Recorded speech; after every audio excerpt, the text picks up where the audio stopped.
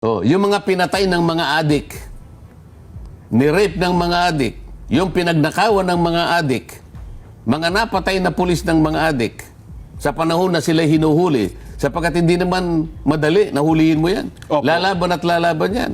Lalong-lalo na yung mga pulis na kasangkot ng mga adik, ng mga puser, yung mga nadisgrasya nila, lahat ng mga kawalan na nangyari sa kanila, lahat ng damage na nangyari sa buhay nila, lahat ng kalungkutan na nangyari sa buhay nila, pagkamatay ng kanilang mga mahal sa buhay, tinatanggap ni Congressman Atrasado?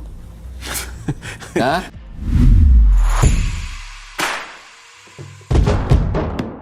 Ang sabi po ng isang mamabata sa taga Maynila, nung simula kakampi niyo po ako, Pangulong Duterte. Ako po'y kapanalig ninyo at tumulong po ako sa inyo, pero hindi Sino ko... yan? Si yung sabi niyo, patras lagi. Kung patras ito lagi. Baka si Congressman Atrasado. Yung hindi ko anya matanggap dyan, bakit napakarami ng batang namatay? Higit 30,000 ang nautas ang buhay na hindi natin may paliwanag. Yan po anya ang hindi ko matanggap. Hindi matanggap. Yung pinatay ng NPA, natatanggap niya.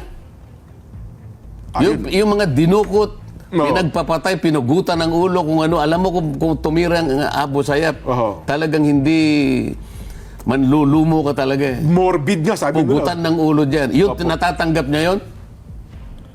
Bakit hindi nyo ipa-extrajudicial killings lahat ito? Bakit selective ang inyong process? Oo. Bakit selective ang inyong pagdinig?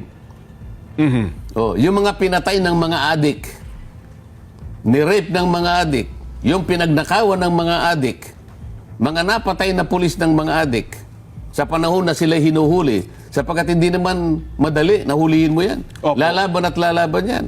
Lalong-lalo na yung mga pulis na kasangkot ng mga adik, ng mga puser, yung mga nadisgrasya nila, lahat ng mga kawalan na nangyari sa kanila, lahat ng damage na nangyari sa buhay nila, lahat ng kalungkutan na nangyari sa buhay nila, pagkamatay ng kanilang mga mahal sa buhay, tinatanggap ni Congressman Atrasado?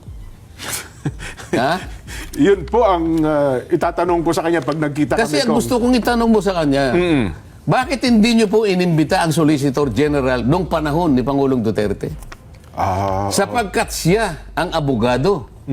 Siya ang abogado ng ating pamahalaan. Ba't hindi po nyo tinawag ang Secretary of Justice? Bakit hindi nyo po tinawag ang sino man yung mga chief of police ng panahon ni Pangulong Duterte? Sila po ang higit na nakakaalam ng pagpapatupad ng war on drugs. Kung gaano naging epektibo, gaano naging tahimik ang paligid natin. Hindi ba?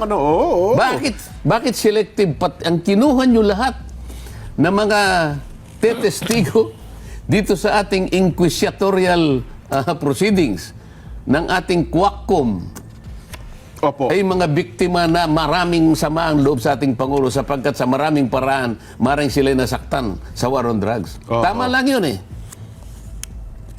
Nako. Gusto natin ipakita sa ating mga kababayang nakikinig dyan. Talagang walang due process.